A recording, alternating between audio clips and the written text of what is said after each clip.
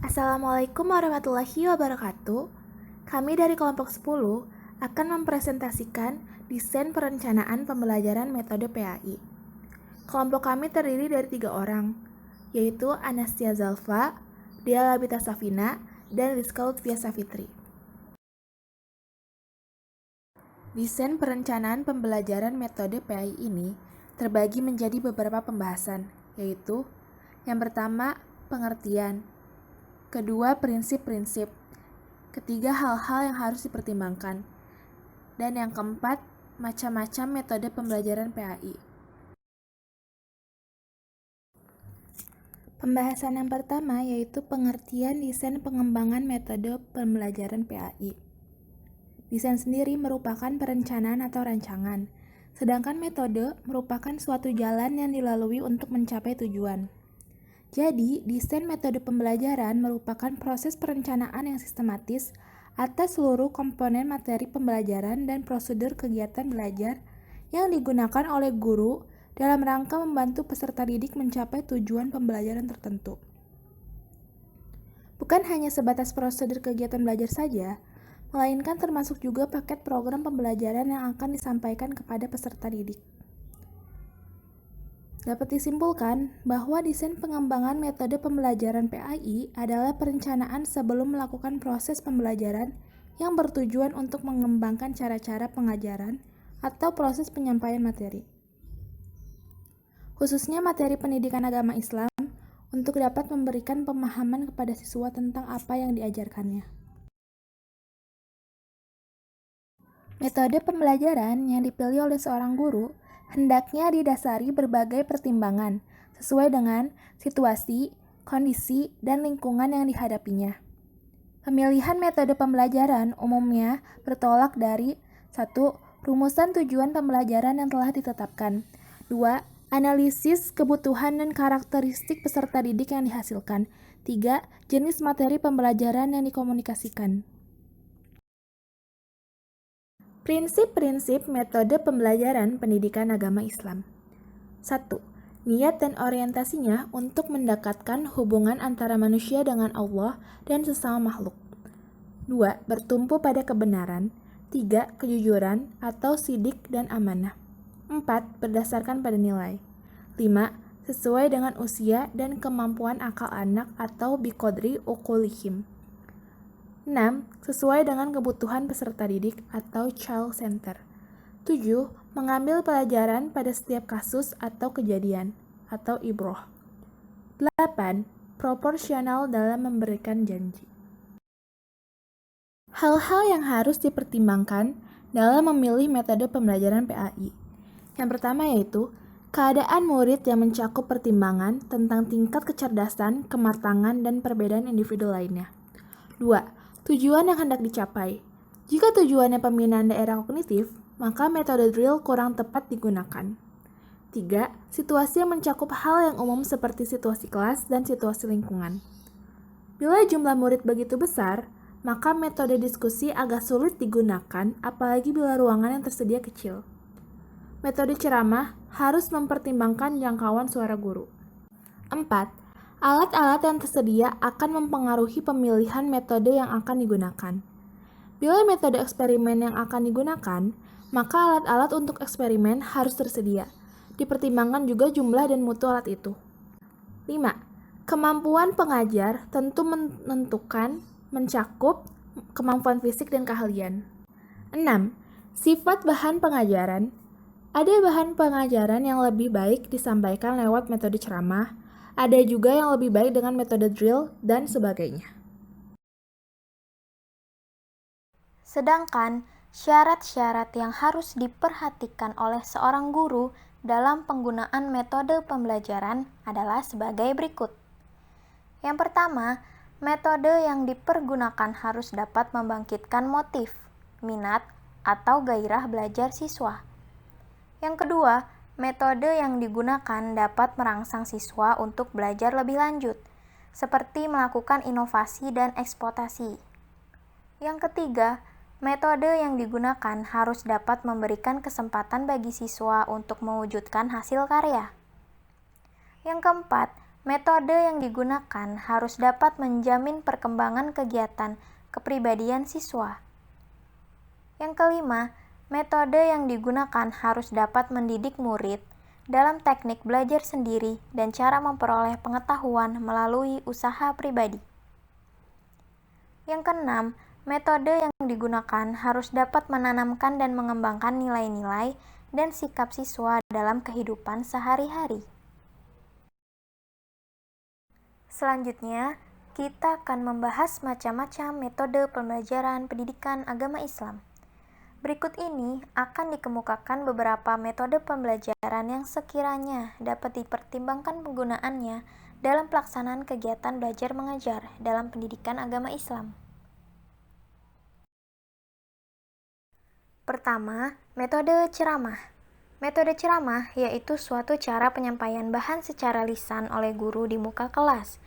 Peran seorang murid di sini sebagai penerima pesan, mendengar, memperhatikan, dan mencatat keterangan-keterangan guru.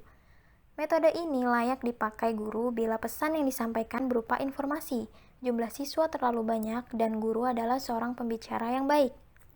Metode ini bisa dikatakan sebagai satu-satunya cara yang paling ekonomis untuk menyampaikan suatu informasi dan paling efektif dalam mengatasi langkanya bahan rujukan atau literatur sesuai dengan jangkauan daya beli dan pemahaman siswa.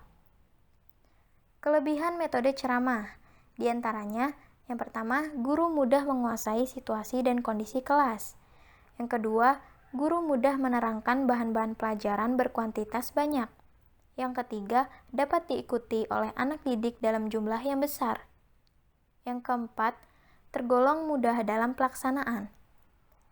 Kelemahan metode ceramah, diantaranya yang pertama, menjadikan peserta didik menjadi pasif. Yang kedua, mengandung unsur paksaan kepada peserta didik. Yang ketiga, anak didik yang lebih tanggap dari segi visual akan menjadi rugi, dan anak didik yang lebih tanggap dari segi auditifnya dapat lebih besar menerimanya. Yang keempat, sulit mengendalikan sejauh mana perkembangan belajar anak didik. Yang kelima, kegiatan pengajaran menjadi verbalisme, pengertian kata-kata. Yang keenam, cenderung membosankan bila terlalu lama. Yang kedua, metode tanya-jawab. Metode tanya-jawab adalah suatu cara menyajikan bahan pelajaran dalam bentuk pertanyaan dari guru yang harus dijawab oleh peserta didik atau sebaliknya, baik secara lisan maupun tertulis. Dalam praktiknya, metode tanya-jawab ini dimulai dengan mempersiapkan pertanyaan yang diangkat dari bahan pelajaran yang akan diajarkan, mengajukan pertanyaan, menilai proses tanya-jawab yang berlangsung. Langkah-langkah pelaksanaan metode tanya-jawab. Yang pertama, pertanyaan-pertanyaan disusun berdasarkan tujuan yang jelas dan pasti. Yang kedua, pertanyaan terarah pada pencapaian tertentu, serta tidak memberikan pertanyaan tertentu, serta tidak memberikan pertanyaan yang menimbulkan kebingungan dalam berpikir kepada anak didik.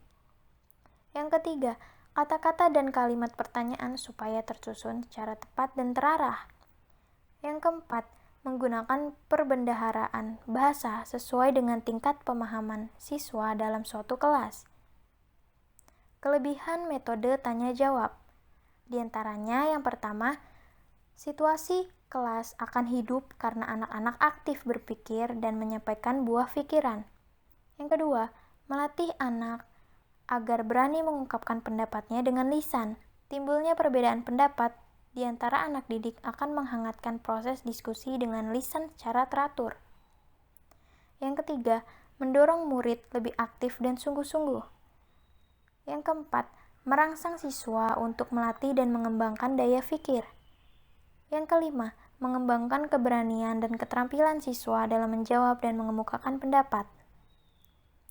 Kelemahan metode tanya-jawab, diantaranya yang pertama, memakan waktu lama. Yang kedua, siswa merasa takut apabila guru kurang mampu mendorong siswanya untuk berani menciptakan suasana yang santai dan bersahabat. Yang ketiga, tidak mudah membuat pertanyaan sesuai dengan tingkat berpikir siswa. Ketiga, metode diskusi. Metode diskusi adalah suatu cara penyampaian pelajaran di mana guru bersama-sama peserta didik mencari jalan pemecahan atas persoalan yang dihadapi. Inti dari pengertian diskusi adalah meeting of mind. Para peserta didik dihadapkan pada suatu masalah dan yang didiskusikan adalah pemecahannya. Dalam pemecahan masalah terdapat berbagai alternatif. Dari macam-macam kesimpulan jawaban yang dikemukakan dalam diskusi, perlu dipilih satu jawaban yang lebih logis dan tepat. Jawaban ini melalui mufakat. Jawaban yang merupakan pemecahan masalah itu mempunyai argumentasi yang kuat. Kelebihan metode diskusi, diantaranya yang pertama, anak didik tersadar bahwa masalah mampu dipecahkan dengan banyak cara. Yang kedua, membuat peserta didik sadar bahwa dengan saling berdiskusi dan mengemukakan pendapat secara konstruktif, mampu mendapatkan keputusan yang terbaik. Yang ketiga, membiasakan anak didik untuk mendengarkan pendapat atau ide orang lain walaupun berbeda. Yang keempat, membiasakan peserta didik bersikap toleransi. Kelemahan metode diskusi, diantaranya yang pertama, tidak cocok untuk digunakan dalam skala besar. Yang kedua, informasi yang didapatkan peserta didik terbatas. Yang ketiga, hanya dapat dikuasai oleh anak didik yang suka berbicara. Yang keempat, memerlukan pendekatan yang lebih formal. Keempat, metode pemberian tugas dan resistasi. Metode pemberian tugas dan resistasi adalah suatu cara penyajian pelajaran dengan cara guru memberi tugas tertentu kepada peserta didik dalam waktu yang telah ditentukan, dan peserta didik mempertanggungjawabkan tugas yang dibebankan kepadanya. Pelaksanaan pengerjaan tugas oleh peserta didik seyogyanya dapat dipantau sehingga dapat diketahui bahwa tugas tersebut betul-betul dikerjakan oleh peserta didik sendiri, terutama bila tugas itu dilakukan di luar sekolah atau di luar jam tatap muka. Pemeriksaan tugas dilakukan sebaik mungkin, artinya tidak ditangguhkan sampai tugas berikutnya. Jika tugas peserta didik tidak diperiksa sebagaimana mestinya, anak akan kecewa dan akhirnya tidak akan menghiraukan tugas berikutnya. Kelebihan metode pemberian tugas dan resistasi, diantaranya yang pertama, baik sekali untuk mengisi waktu luang dengan hal-hal yang konstruktif. Yang kedua, memupuk rasa tanggung jawab dalam segala tugas sebab dalam strategi ini siswa harus mempertanggungjawabkan segala sesuatu, tugas yang telah dikerjakan. Yang ketiga, menanamkan kebiasaan untuk giat belajar kepada siswa. Yang keempat, memberikan tugas siswa untuk sifat yang praktis. Kelemahan metode pemberian tugas dan resistasi, di antaranya, yang pertama, tidak jarang pekerjaan yang ditugaskan itu diselesaikan dengan meniru pekerjaan orang lain. Yang kedua, karena perbedaan individu, maka tugas apabila diberikan secara umum, mungkin beberapa orang di antaranya merasa sukar, sedangkan sebagian lainnya merasa mudah menyelesaikan tugas tersebut. Yang ketiga, apabila tugas diberikan, lebih-lebih bila itu sukar dikerjakan, maka ketenangan mental para siswa menjadi terpengaruh. Selanjutnya yang kelima yaitu metode demonstrasi.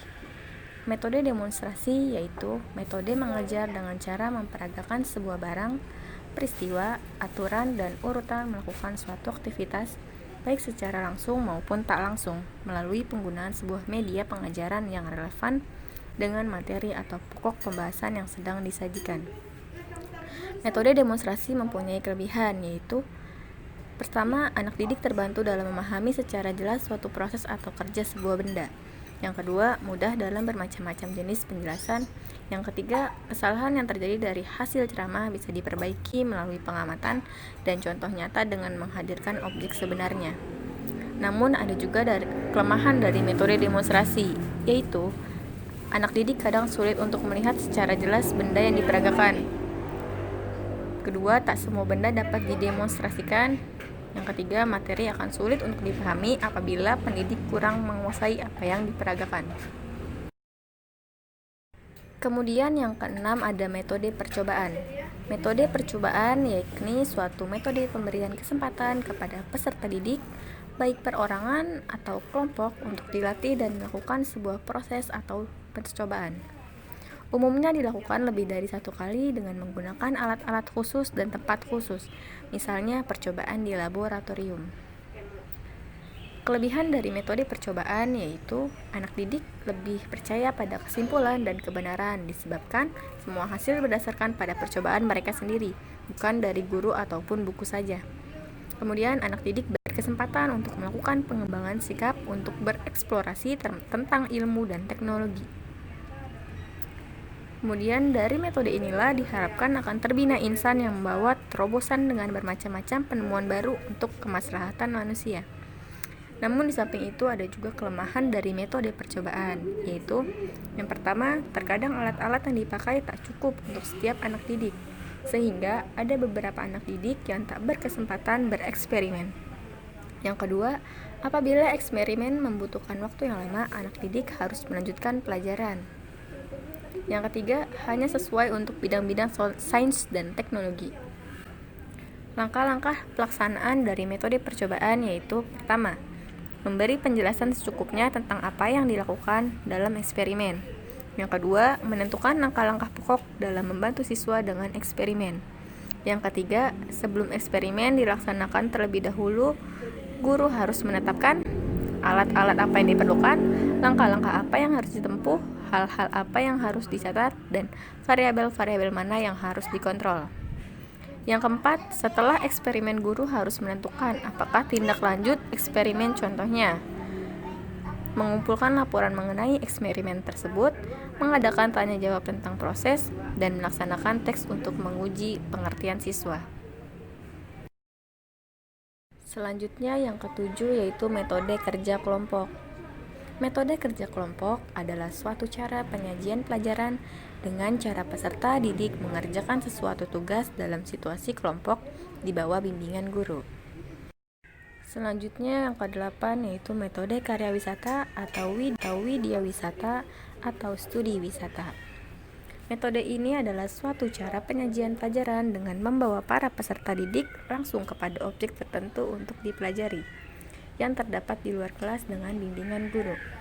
Alasan penggunaan metode ini antara lain adalah karena objek yang akan dipelajari hanya ada di tempat objek itu berada. Selain dari itu, pengalaman langsung pada umumnya lebih baik daripada tidak langsung. Misalnya mengunjungi museum atau situs sejarah akan lebih jelas jika diamati secara langsung. Dengan metode ini, peserta didik lebih banyak mengetahui bukti-bukti nyata dari peninggalan peristiwa sejarah yang dilakukan oleh para pejuang pada masa lampau. Kemudian yang ke-9 yaitu metode problem solving. Metode ini merupakan metode yang merangsang berpikir dan menggunakan wawasan tanpa melihat kualitas pendapat yang disampaikan oleh siswa. Seorang guru harus pandai-pandai merangsang siswanya untuk mencoba mengeluarkan pendapatnya. Yang ke-10 ada metode kisah atau cerita. Metode ini merupakan suatu cara mengajar dengan cara meredaksikan kisah untuk menyampaikan pesan-pesan yang terkandung di dalam materi pembelajaran. Yang ke-11 ada metode keteladanan. Metode keteladanan yaitu hal-hal yang dapat ditiru atau dicontoh oleh seseorang dari orang lain. Namun, keteladanan yang dimaksud di sini adalah keteladanan yang dapat dijadikan sebagai alat pendidikan Islam, yaitu keteladanan yang baik sesuai dengan pengertian uswah dalam ayat Al-Quran. Demikian presentasi dari kelompok kami. Kurang lebihnya mohon maaf. Wassalamualaikum warahmatullahi wabarakatuh.